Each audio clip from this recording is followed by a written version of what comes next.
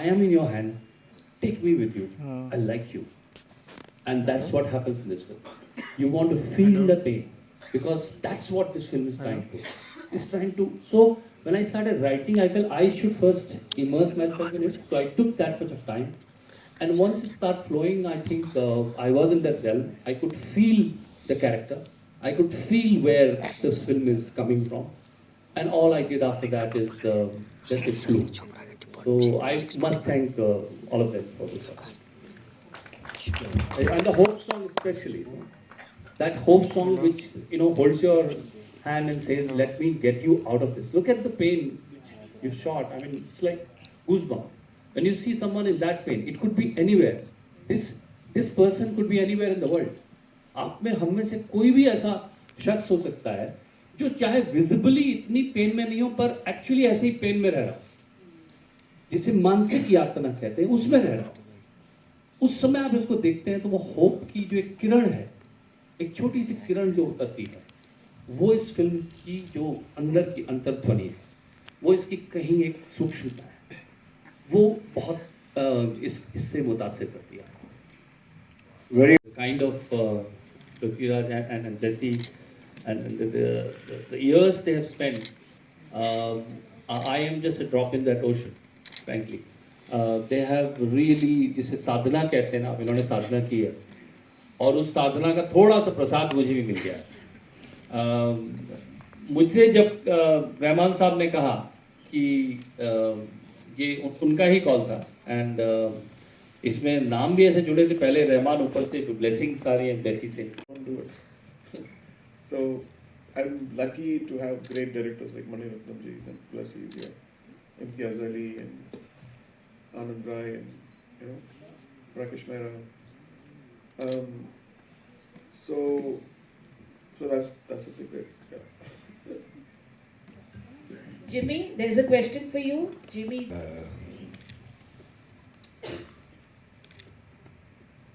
Well, it's a character that appears in a moment where Najib's character was really in grave danger.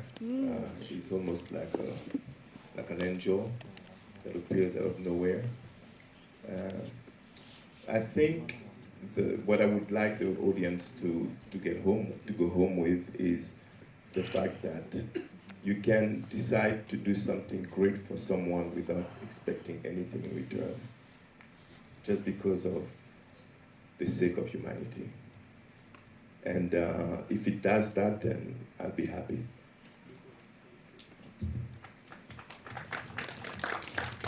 Prithvi, what do you have to say about the kind of persona? Of course, you are living a character. Get the question now. I mean, about your look. Yeah. What do you have to say about your look, You're representing that look. Yeah, so I mean it was very so different from the characters that you have already performed.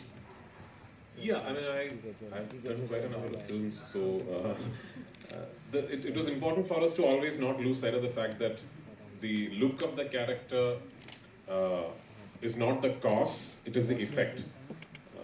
The look is merely a reflection of what this man had to live through. It is the circumstances that he had to fight against that make him look the way he eventually does. So the discussion was not particularly on what skin tone to achieve or what kind of hair to have. That was never the discussion we used to have when we were deciding on what this man should look like at each stage of his life or each stage of the ordeal. We always used to think of, okay, there's going to be a lot of sun exposure, right? Okay, so his skin has to go darker than you first meet him. So one thing I picked up as part of the performance is that when we went there for the first time in 2019, first desert schedule 2020 beginning, when we went to Vadiram for the first time to shoot what we now refer to as 2019 beginning, when we first went to Vadiram to shoot what we now very impolitely refer to as the fat desert schedule, because that's the schedule where I put on weight for. And we were shooting one night, and I looked around the set and I realized everybody is blinking a lot. it's the wind and the sand. So I realized the director, my co-actors, the technicians, they were all blinking a lot.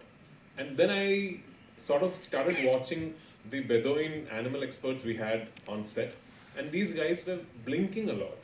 So I remember talking to this man in whatever kind of language I could manage to communicate to him in, and he told me that they blink a lot so that the eyes don't dry up, because in the desert the eyes dry up very fast.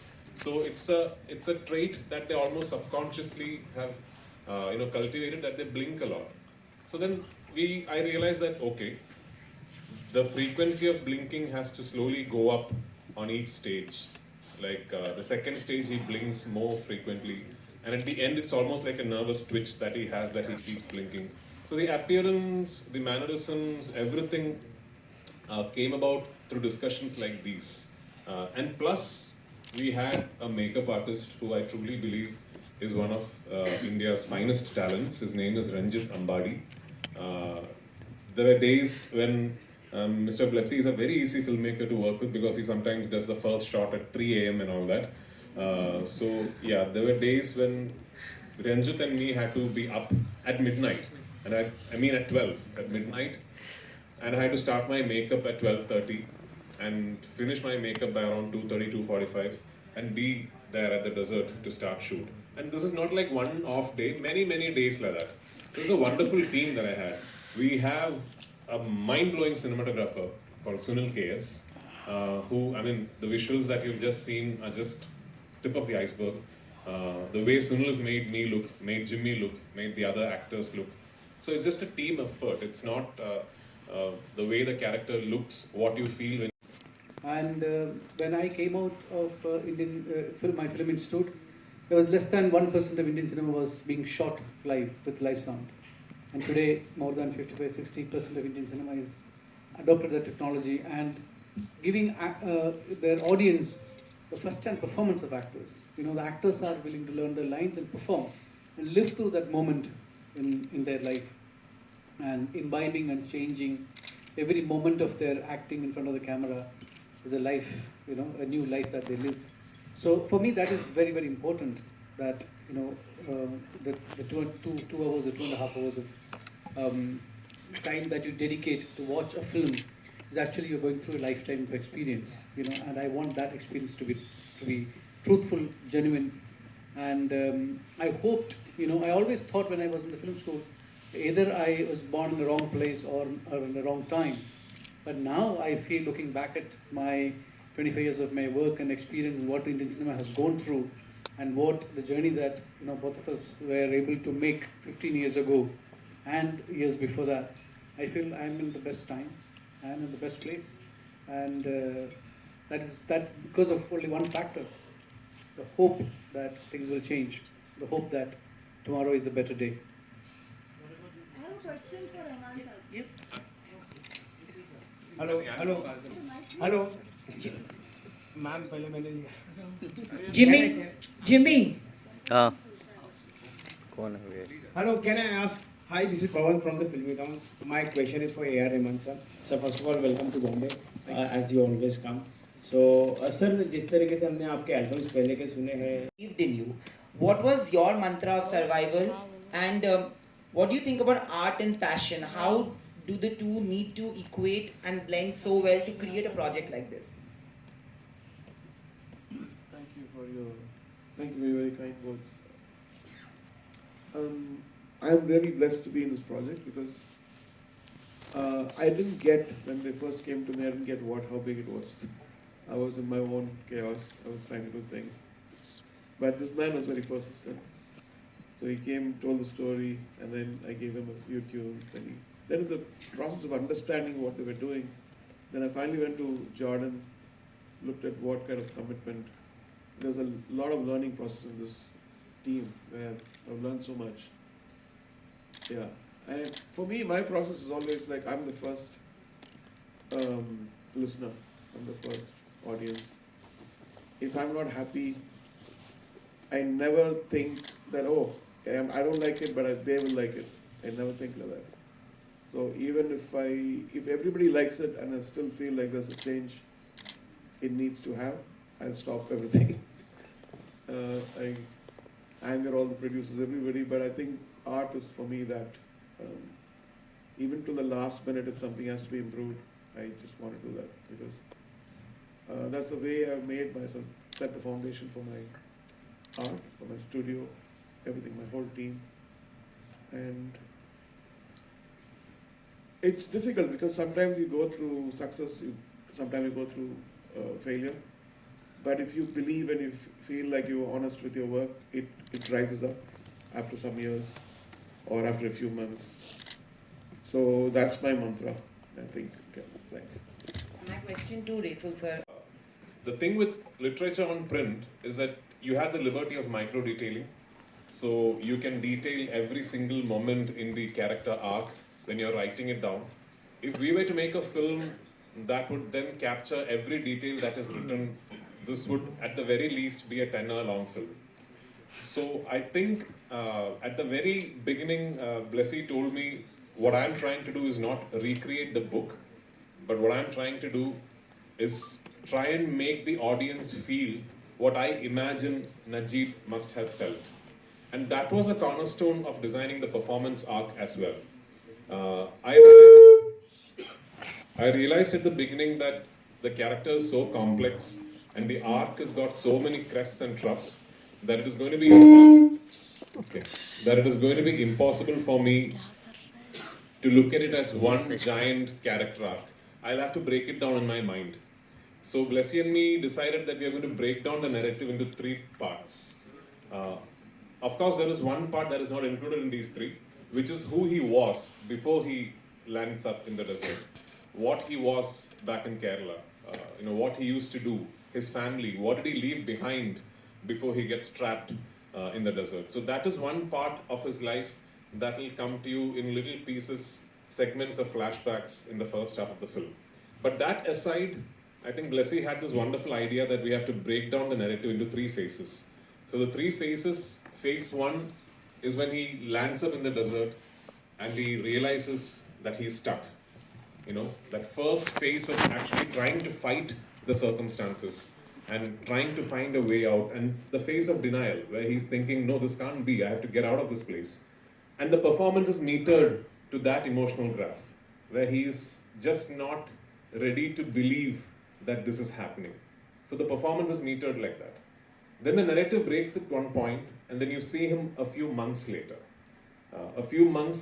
Where he's slightly thinner, his hair is grown, his beard is grown, and he's angry. He's angry because that's a phase where he's questioning everything about his predicament. The biggest question in his mind is, why me?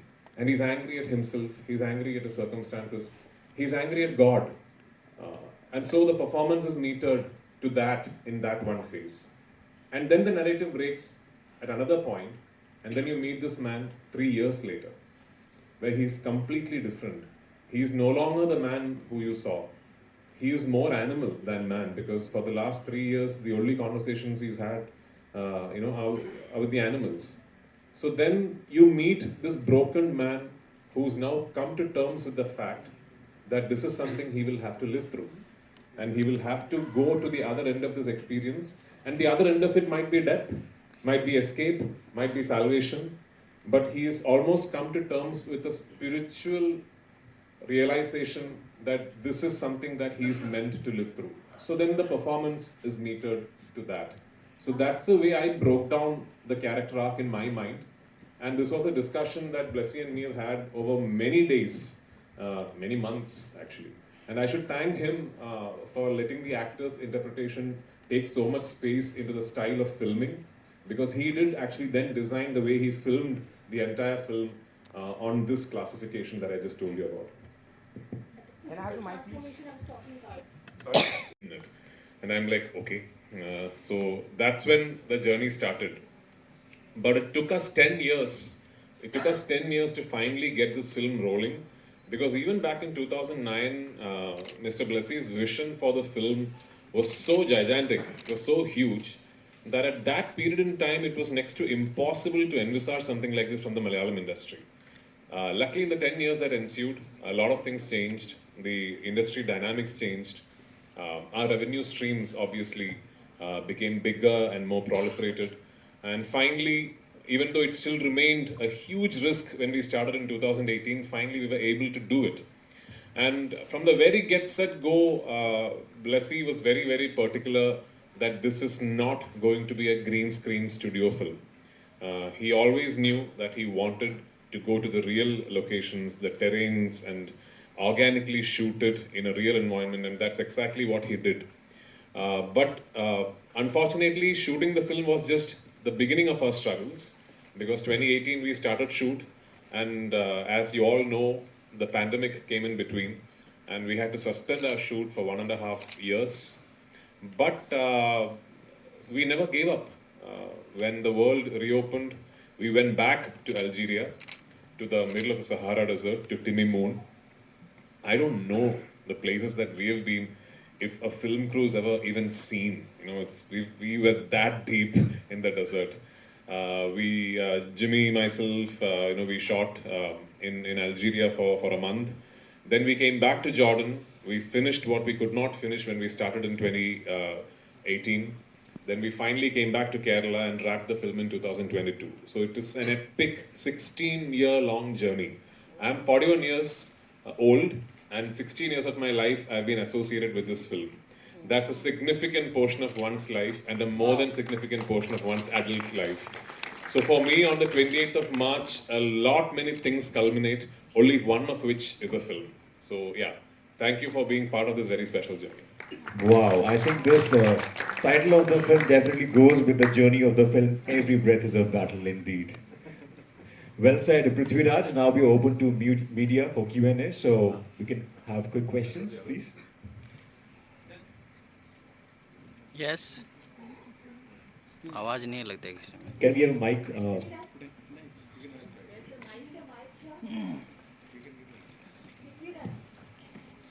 Tell me the process of playing the entire process. It's a very tough role.